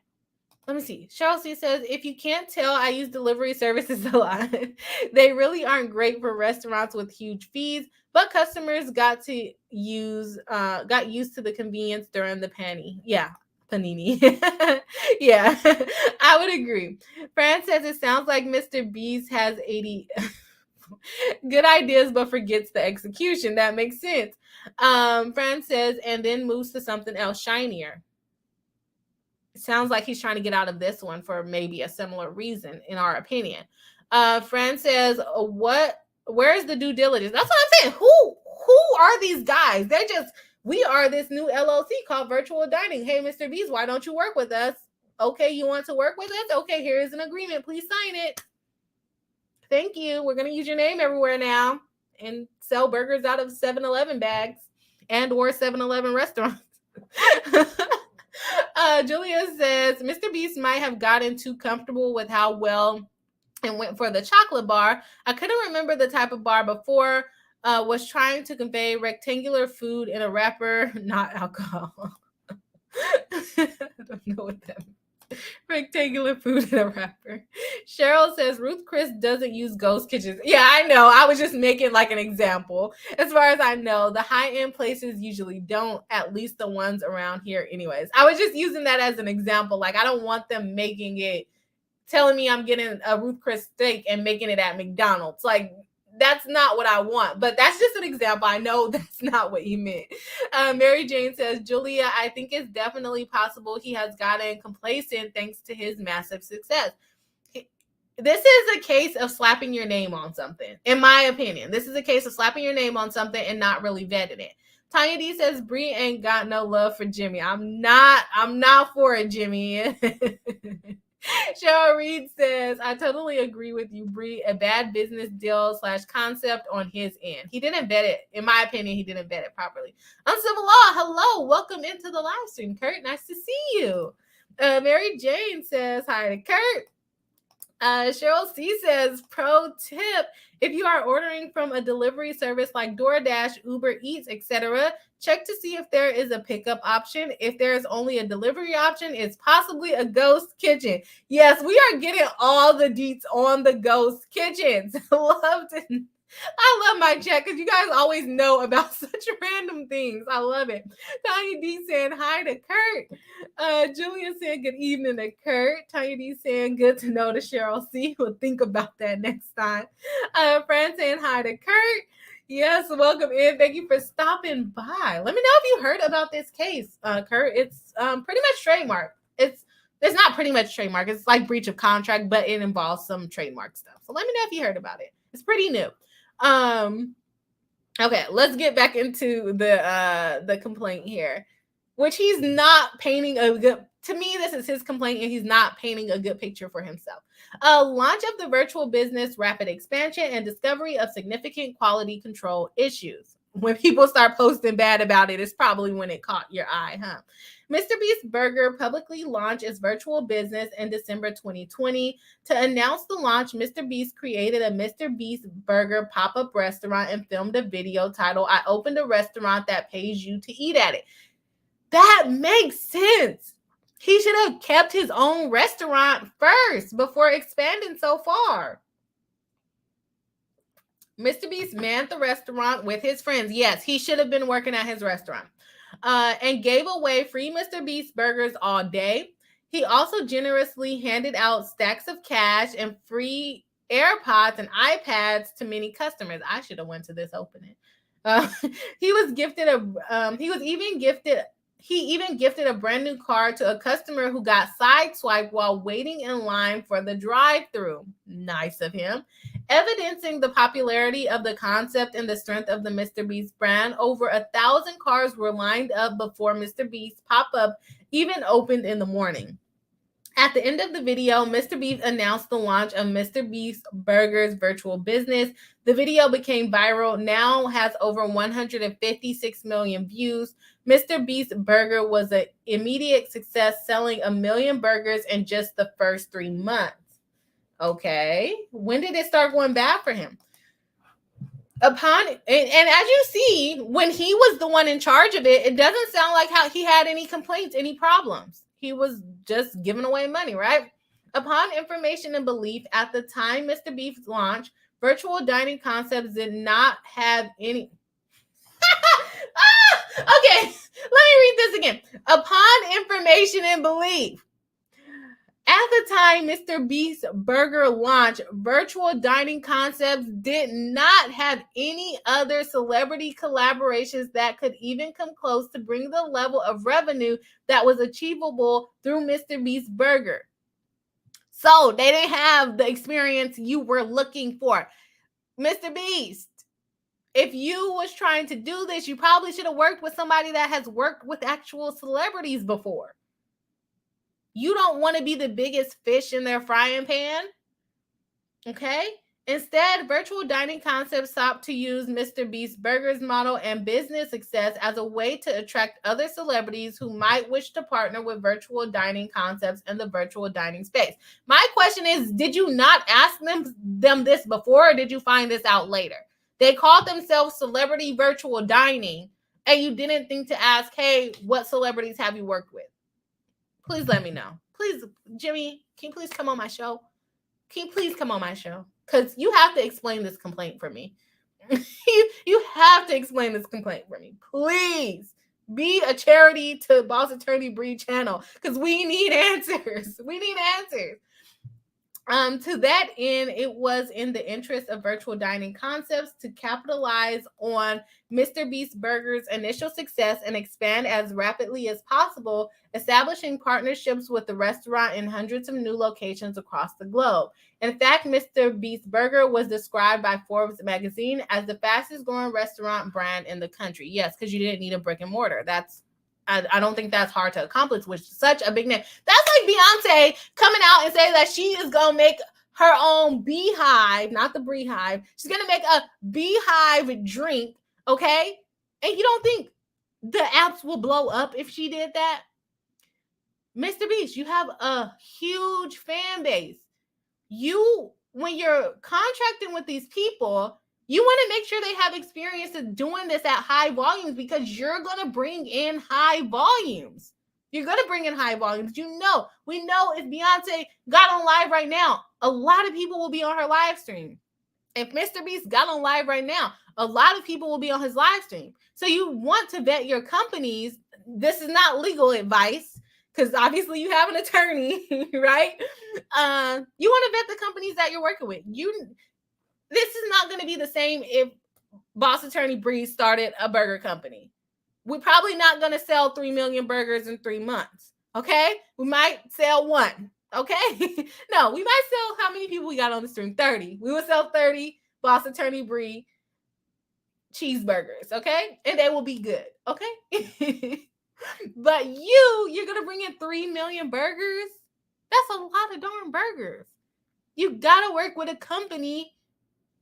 Not legal advice, not talking to you directly, MrBeast, but people, you want to work with a company that has experience dealing with your level of what you're going to produce. You're going to produce a lot because you have 100 and how many million subscribers on YouTube, plus TikTok, plus wherever else you use social media at. I can't feel bad for you. I would like more information. And we still got a lot of the complaint to go, but I don't think you're going to give me the information that I want. How did you vet these people? Let's see. Let's get into it. Okay. In 2021, MrBeast Burger's first full year in operation, virtual dining concept opened 1,000 virtual locations in 2022. Virtual dining concept nearly doubled the number of MrBeast Burger's virtual location, expanding to 1,700 in 2022. As stated earlier, To be clear, while Virtual Dining Concepts has made millions of dollars through this business, Beast Investments has not been paid a dime. And so is that also a problem why you're bringing this lawsuit? Because you're not making money from it? This is true even though even though Beast Investments is owed royalties and distributions under the endorsement. So not only are they using your name, they're not paying you either. Come on now. This is just a bad business deal. Oh my gosh. And you might be entitled to some compensation. I just don't feel bad for you. However, while this rapid expansion might have been a useful selling point for Virtual Dining Concepts in its attempt to secure other celebrity endorsement deals, it was not in the best interest of MrBeast Burgers, the MrBeast brand, the partner restaurants, or most importantly, the customers, as it soon became apparent that in focusing first and foremost on growth, Virtual Dining Concept lost sight of the most important aspect of business, controlling the quality of the customer's experience and the food products that were offered. Like I said, they probably breached the contract. Fine. They most likely breached the contract here. But you also didn't vet them. So you have some blame in this. Whether you're going to be liable for the blame in it, your name is on it. Somebody's going to sue you if you're giving them raw burgers. So I can see why he's trying to back out of it. I definitely get why he's trying to back out of it. Customers, food reviewers, and the press quickly began to call out and continue to call out in great numbers the significant problem with MrBeast Burgers, commenting that the business concept and advertising was misleading, the products were low quality, orders were consistently late, orders arrived in unbranded packaging, orders failed to include the ordered items, the website functioned improperly, the customers were denied legitimate requests for refunds. Because the MrBeast brand is central to Virtual Dining Concepts business, it is MrBeast who has borne the consistent, ongoing painful brunt of the criticisms and ridicule. He has received direct blame from disappointed customers in addition to the prolific general condemnations about MrBeast's product and brand. What did you think? It's your name. It's your name. And I don't understand why you're trying to blame it all on virtual dining. If they want to gain more customers, they should also want to produce better quality, because you can't say, oh, I work with MrBeast. How about you join this? And then you go look up MrBeast reviews and see how good the website is doing. Oh, he sold 3 million burgers. And then you go on YouTube and all of the reviews are MrBeast burgers are nasty. No other celebrity is going to sign on with them. And maybe there should have been, and maybe I'm under the impression that when they were showing their numbers, like, hey, we opened 1,000 restaurants. Hey, we opened 1,700 restaurants. They were probably, oh yeah, you're doing good. You're doing what you said you would do under the contract. You're opening virtual restaurants. It sounds like you're meeting quotas, right? But it doesn't really sound like the quality of the product was really the focus in here. And I think I would like to see the contract. MrBeast had a little bit to play in there. I think he had a little role to play in there as well. Let's see here. This is precisely why, pursuant to the letter agreement described below, Beast Investments has the right to terminate the entirety of MrBeast Burgers business, including the virtual restaurant, if inter alia, MrBeast Burgers materially and irreparably tarnishes MrBeast's reputation. I think it has. Upon learning the significant criticism of MrBeast Burgers and the devastating attacks on his own personal brand and reputation, MrBeast personally and through his representatives immediately raised concerns with Virtual Dining Concepts, including in regular weekly or bi-weekly meetings, and sought to correct Virtual Dining Concepts' failure to exercise adequate quality control over the product and the business. Unfortunately, in addition to failing to take steps to improve the quality of the product being delivered to MrBeast customers and fans, Virtual Dining Concepts has continued to use MrBeast brand's image and likeness without his prior consent, as is required under the contract in connection with their relentless, irresponsible expansion across the globe. These people is not stopping until the court stops them. Containing just some examples of this. As a result, the significant and irreparable harm to MrBeast brand continues to escalate. Expansion into brick and mortar business. In 2021, a pandemic-related restriction were being lifted. MrBeast believed that expansion into a brick-and-mortar business would allow for stricter oversight of customer experience and quality control, something lacking from the virtual experience. Yeah, I would think so. As well as provide unique destination-based experiences to MrBeast fans and allow for an expanded menu and healthy and sustainable options. On January 23rd, 2022, Beast Investments and Virtual Dining Concepts enter into a letter agreement. Why would you enter into another contract with them? Which set forth the foundation for the expansion of MrBeast Burger into brick and mortar and address other global aspects of MrBeast's business. The operative agreement relative claims set here. The letter is vague and ambiguous on this point, so the abundance of caution. Plaintiff shall not quote directly from the agreement. However, it is available for the court's consideration. So the letter is vague. You entered into another vague agreement with these people. The parties did not open one brick and mortar location, or they did open one in New Jersey in September 2022. However, because Virtual Dining Concept was interested only in developing its own virtual branded restaurant business, little attention was paid to the brick and mortar. Why did you even contract with them for this? As a result, upon information and belief, the MrBeast Burger virtual business and not the brick and mortar accounts for approximately 90% of Virtual Dining Concept's revenue. No wonder then that Virtual Dining Concept dragged its feet on aggressively focusing on customer service and quality instead of continued to selfishly over-prioritize immediate virtual growth and sell ambitions. Focusing foremost on product quality and customer experience would not have suited Virtual Dining Concepts' only own interest, would have cut into its short-term profits, and would have limited its ability to expand the virtual business platform at the cost of MrBeast. In addition, even though MrBeast retained ownership and strict oversight over his intellectual property, Virtual Dining Concept registered trademarks for MrBeast Burgers in the European Union, Canada, Thailand, Singapore, Mexico, and Malaysia as part of its rapid global expansion without Beast Investments authorization, consent, or even knowledge, which was the indisputable breach of the parties' agreement. Pursuant to the endorsement agreements, all right and the talent's attributes shall continue to be owned exclusively by the licensor and licensed to the company pursuant this agreement. So at least he reserved his rights, but he didn't protect it good enough. Further, as Virtual Dining Concepts expanded and repeatedly used MrBeast's name, image, and brand in marketing and advertising materials on social media and elsewhere without his prior written consent and approval, which was the indisputable breach of the parties' agreement, most recently in advertisements in Mexico and Ireland. So they're advertising the burger in Mexico and Ireland. Specifically, the endorsement agreement provides as follows. Here we go with the licensing rights. All of MrBeast's attributes utilized under this agreement and all uses of talent's attributes shall be subject to prior reasonable approval by licensor. In addition, all brand products, brand packaging materials, and all uses of the materials which incorporate talent's attributes shall also be subject to the prior reasonable approval of licensor.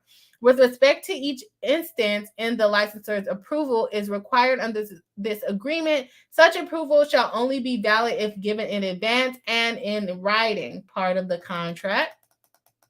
It is indisputable that as a result of Virtual Dining Concepts' failure to correct the serious problem with the customer experience of food products, MrBeast's reputation and brand has indeed and materially been irreparably harmed. So they kind of mix some things in on this section. It's the breach of the they're talking about the breach of the license, the trademark part of the intellectual property part of the license, and they're also talking about he was irreparably harmed, so he should be able to cancel the contract. Unfortunately, because Virtual Dining Concepts has failed to meaningfully ameliorate the serious issues in customer experience and product quality in the business to MrBeast investment satisfaction, and because they repeatedly failed to gain the requisite approval of uses of the MrBeast brand and MrBeast image, name and likeness, MrBeast has no choice but to seek an order from the court, finding that Beast Investments has the right to terminate its agreements with virtual dining concepts and shut down Mr. Beast Burger business. He's trying to get out the contract, which I think is a smart move. Let's finish this and then we'll come back to the chat and talk about our thoughts. In addition, defendant materially breached and expressed implied provisions of the parties' agreement, inter alia, materially and irreparably tarnishing Mr. Beast's brand, fouling at least 6. That part says me, how you gonna file a trademark? Okay, you are wild for that. Filing at least 6 international trademark registration based on the brand's attributes without any right to do so and without advance written approval from plaintiff, creating and disseminating advertising and marketing materials that feature the brand's attributes without first securing the advance written approval of plaintiff, which conduct is ongoing, failing to create a jointly owned entity with plaintiff as required by the letter agreement, failing to create the required operating agreement as required by the letter agreement, failing to permit plaintiff to appoint a manager of the business as required by the agreement, failing to transfer shares of virtual concept holding to Mr. Beast Investment as required by the agreement. Oh, this is the first time you're mentioning all of these things. Failing to pay all amounts owed to plaintiff, and consistently serving inedible food and providing incompetent service, which irreparably tarnished Mr. Beast's reputation and frustrated plaintiff's ability to benefit from the endorsement and letter agreements. It didn't go as planned. I get that. It did not go as planned. That's what I'm hearing here. They're asking for a declaratory judgment, basically saying that he's able to terminate the agreement and they can no longer use his name. They're doing breach of contract because they breached all of those things where they were saying they failed to do this, failed to do that. So they're arguing breach of contract there. I'm not going to read through everything. Accounting. They probably keeping all the money. Mr. B saying he's not even receiving any money and they're using his name. Okay. And then, so the prayer for relief. So you owe me money, you breached the contract, and what was the other one? You infringed on my trademark, right? Let's see here. They're asking for a declaratory judgment by the court that Beast Investments has the immediate right to terminate the endorsement and letter agreements and no further obligation to engage in the Mr. Beast Burger business with defendants. But let me tell you something. They're probably going to continue to engage in it whether you want them to or not. For an accounting of all revenue and expenses of the Mr. Beast Burger business, they might be in the negative with all the refunds that's been requested. For preliminary and permanent injunctive relief to prevent defendant from engaging in any further use of Mr. Beast's name, image, likeness, intellectual property rights, or publicity rights, and the Mr. Beast brand, awarding Beast Investments its share of royalty payments and further damages in an amount to be determined at trial, so monies, the compensatory damages in an amount according to the proof at the time of trial, more monies, the award, an award of costs, attorney's fees, monies, bringing the suit, award for the reasonable attorney's fees, again, monies, and an award for prejudgment and post-judgment interest in the amount allowed maximum, the maximum amount allowed by law. They want this to be a jury trial. I hope this goes to trial. I need more information. Can I be in the courtroom? Please, can I be in the courtroom for this? Yes. So, Mr. Beast, this was a live reaction, Jimmy. Okay. Free Hive and Jimmy, this was a live reaction. If y'all have not already yet, please do hit the like button. It does help us out in the algorithm. And maybe Mr. Beast will respond to us if you guys hit the like button. I don't know. But I do think that he has a case for breach of contract. I do think that he should be entitled to be relieved from the contract. I do think that he is entitled to whatever money he has made from the contract, although the money that he receives, he probably should give it out in his next video for allowing these people to serve raw burgers to his fans.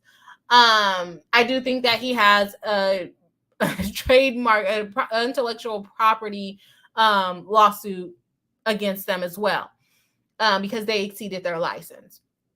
I do think he has valid claims. It will probably be in the best interest of virtual dining to go ahead and concede, drop out of this, and get a settlement, because they probably cannot afford to go over. They might, with all the Beast burgers, they might be able to afford to go up against MrBeast. But I do think that he has a claim. With that being said, I had every intention coming into this feeling like I'm going to feel sorry for Jimmy. I thought I was going to feel sorry for him. MrBeast, I thought so, But after reading this, it just sounds to me like you did not vet your, let me not say you, because that's, can come off as aggressive. It just sounds to me that he didn't vet this company. It sounds to me like he's like, oh yeah, I could be like the leader in this industry. He didn't ask who they worked with before. I'm not even sure if these other people, if this other company even has lawyers. Like, how are you going and filing trademarks when you clearly have a provision in your agreement saying that you do not own the trademark, but you're going to file the trademark and listing yourself as the owner? Absolutely not. You can argue that it's because it's in a different country and you're the one starting it in a different country, but you're expanding his business and he owns the trademark in America. He's going to fight with you on that. Hey, they might have a claim in certain countries. They might have filed it in the countries that they can do it. But in America, they won't be able to use the name anymore. And American courts do not have jurisdiction over these other places. And some places are the first to file is the owner of the trademark, not if you have American rights. So they might be onto something there. Ooh, did the contract say about international?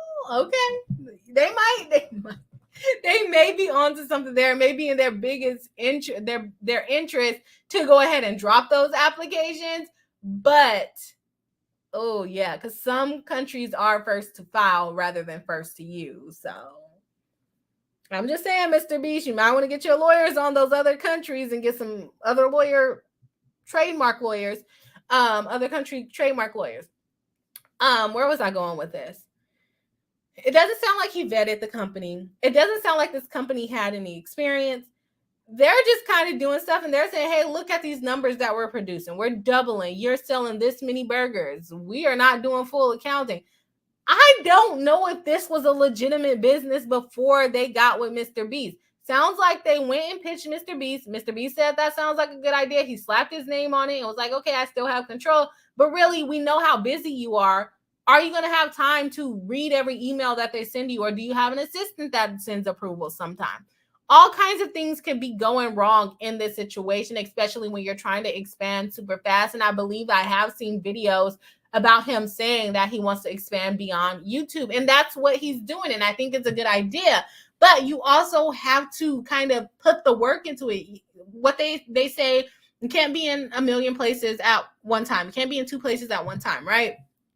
That's the same thing. Even when I try to do this channel and go to work and everything, I'm tired, I'm exhausted. I'm also trying to be on TikTok. It's exhausting. I can't do everything. You need help. So if you're making these, or if Jimmy is making these big production YouTube shows and then also selling chocolate and then also selling burgers, and you're delegating what you're supposed to do, you're supposed to delegate, but you're still supposed to have some type of control over everything. But if you're in all of these different industries, there's just no way you can have that kind of control. So yes, you probably have a breach. Jimmy has a breach of contract claim. I'm sure he will win on that if that goes to trial. I'm sure. But Jimmy should be, vetting his companies and who he's working with a lot better. They can't just call themselves a celebrity virtual dining company and they never worked with a celebrity. Maybe they worked with a micro influencer with 5,000 followers, but they're not going to generate as much traffic as MrBeast is going to generate. Just like MrBeast is not going to generate as much traffic as Beyonce is going to generate, right? So Beyonce would not want to hire the same company probably that MrBeast hired. MrBeast probably should not have hired the company that he hired. So yes, I think he does have a valid claim for breach of contract. I think he has a valid claim for trademark infringement, at least in America. I don't know the laws in the other countries, but some are. First to file is the winner. So good luck with that part of it. And I do think that he's entitled to some of the money that, or the money that he's owed under the contract. And I think he should be able to get out of the contract if that is really in the agreement, that he can terminate the contract for all of these breaches, which I'm sure there are provisions in there for that. So overall, proper lawsuit filing. But opinion wise, you messed up. And that's just my opinion. Please come to us with more information if you have it. Did you ask them who they worked with before? Did they present to you graphs and charts? And how did you come to the decision to work with them? That's what I would like to know. And I would also like to see the full agreement. So that is my take on the lawsuit. I'm going to go ahead and jump in the chat. I know I'm way behind, but I'll try to catch some of the later chats to see what the Beehive thought. So if you guys comment like a while ago and you want me to still read it, and you see I did not start with your comment, go ahead and drop it in the chat again. Okay. Cheryl C says, I know a lot of people in the restaurant industry, so I do feel kind of bad for MrBeast. It does seem like he has been trying to get answers about the quality issues and bad reviews for a while.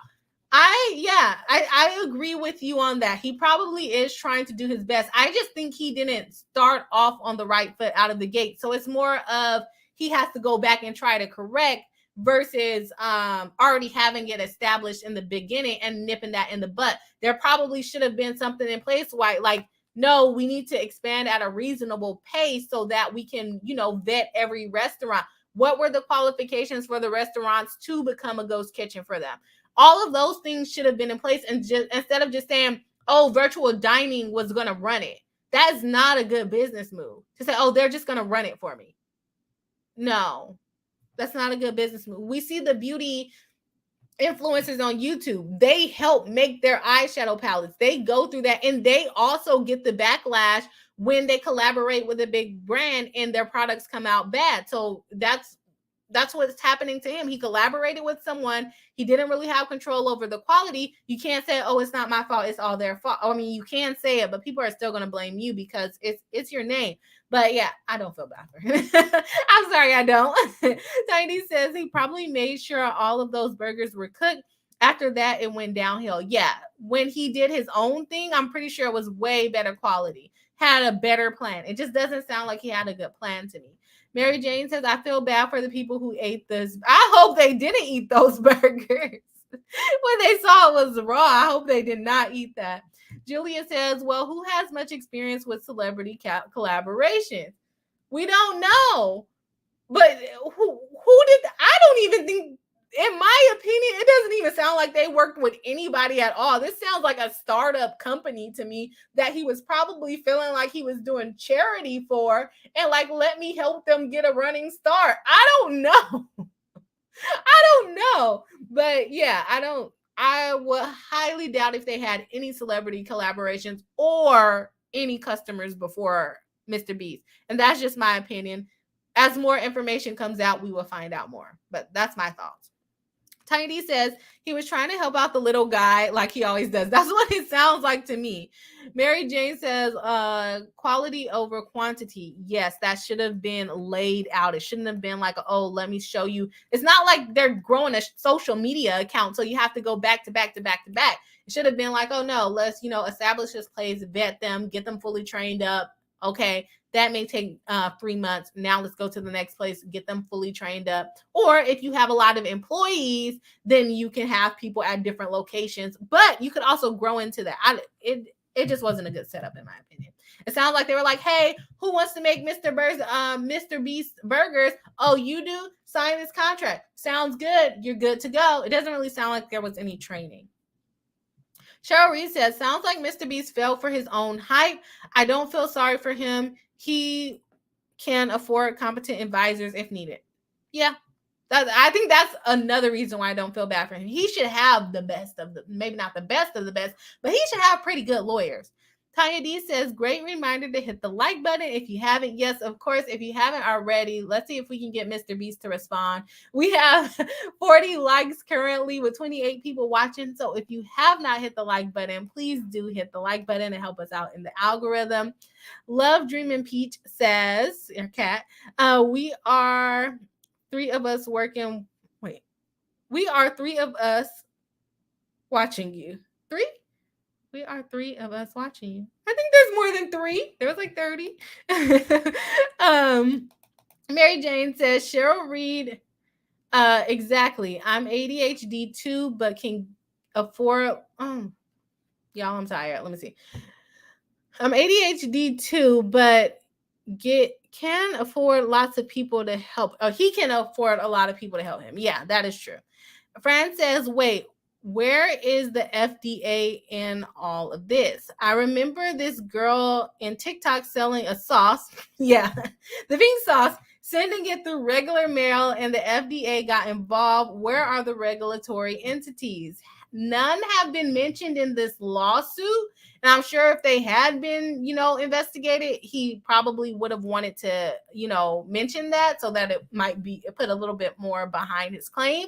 But I haven't seen anything about the FDA being involved in this one. And with the pink sauce, it took a while for them to get involved too. Mary Jane says, Fran, OMG, pink sauce. Yeah, that was terrible. Yeah, I think we covered it. I know Natalie for sure covered it. I can't remember if I covered it.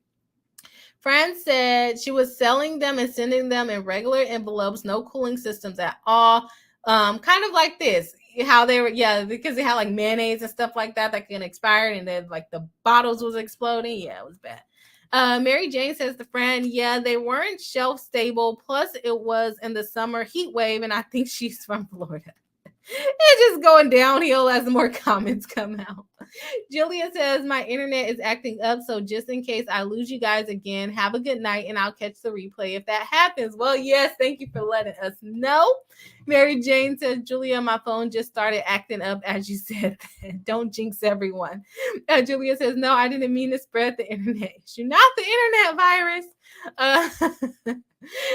We got the MrBeast expansion burger virus on the stream. Mary Jane says, Julia, it's more my phone. I don't know what's going on with it. Oh, man.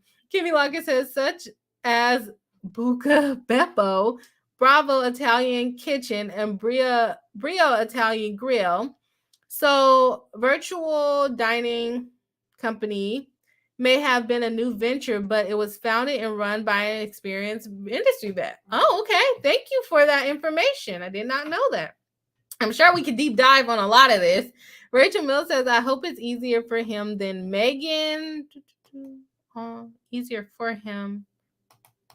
I don't know exactly what you're referring to there. Julia says, I think FDA is packaging goods while local health departments are restaurants. Yeah, that is true too. I did not think about that. Julia says, but I may be completely wrong. No, I think you're right about it might be a little bit of Let me be quiet. I'll look it up and we'll come back to it. Kimmy Lockett says, Virtual Dining Concepts was founded by the founder of Planet Hollywood, who also runs restaurants franchises such as Buca di Beppo, Bravo Italian Kitchen, Brio Italian Grill. So, you expanded for us. Thank you. The VDC may have technically been a startup, new venture, but it was founded by an experienced industry veteran who should have done way better, in my opinion. I would agree with that. But are we trying to get a quick buck? And maybe that's why he didn't think he needed the quality control. That would make sense. I don't know. We won't know until they give us more information, right? Kat says 3 of us here in my house. Oh, me and my kids. Oh, that makes sense. That makes sense. Thank you for explaining. Well, thank you. I'm glad it's a family affair. Member of the jury says no regulatory issues because it's made in approved kitchens. Pink sauce was made in someone's house. So they had like the what is it called? Cottage food thing she was violating. Yeah. Okay, yeah, that makes sense. Y'all, I'm tired. Kimmy says, sorry for some reason the first 2-part message didn't properly send the first time. It is all good. We got the gist of it now. Member of the jury says federal food code is federal, but usually adopted and enforced locally or on the state level. Yeah. So I don't know, MrBeast. Good luck to you. Good luck to MrBeast, MrBeast. I forgot his last name already. But yeah, I think he has a good claim. I do think he has a good claim for what he's claiming happened to him. I think there is breach. I think that he will be able to, cancel the contract. I do think it's a very bad deal. I think he's trying to get out of it, but I know he doesn't want to be ridiculed over it because he's not the one actually making the burgers. But when you put your name on it, hey, you have some responsibility there. You're not a co-owner, but you're a part of the venture as well. So you can't just say, "Oh no, I shouldn't be the one in trouble because they did it. They did it." No, you're still responsible in some way. So if the company lose money, you lose money, but he's probably right. They do owe him money. Even if it was illegally taken from his customers, they do owe him money. He probably can get out of the agreement if that's what was really written in the agreement, and he probably can get damages. So it's most likely in the virtual dining's best interest to go ahead and get out of this thing, settle it. But we'll see. You guys are saying it's by a pretty developed person, so I would like to see how they fight back. I would like to see it. Julia says, is BDC had that level of experience, they should have done way better. That's how I feel. Cassie says, another member and I believe moderator of the channel, welcome back to the live stream. Nice to see you. Saying, I finally made a live again. I've missed the Bree Hive. We have missed you too. We haven't seen you in a while, but I've also been on and off. So it is nice to see you. Everyone also saying nice to see you. You caught us at the end. We're almost done here, but we are happy to have you back in here. Julia says, it was wonderful to catch you live, Bree. Well, thank you. It was wonderful being live today. This was a good story. I think we're going to try to look into Lizzo on Thursday, her lawsuit with her dancers. And then I'll probably try to find another case too. But feel free to shoot me any cases that you think that we would cover on this case. I might get to it late because whatever Elon Musk changed the whole name of Twitter to X. What the heck? I'm so confused. I'm like, where's Twitter? I'm trying to post and let y'all know that I'm going live. And I'm like, where it is? I'm typing Twitter and just that little stupid X thing came up. And then somehow it brought me back to it. And I think I logged on to it like online or something and it brought me to X. But either way, it was stupid. I mean, let me not call it stupid. What is Elon doing over there? What is he doing? He made a black icon to look kind of like the thread icon. He said, if you gonna copy me, I'm gonna copy you. Like, what is going on with Elon right now? But yes, send it to me on Twitter. I should be able to get to it. And I will see you all on Thursday.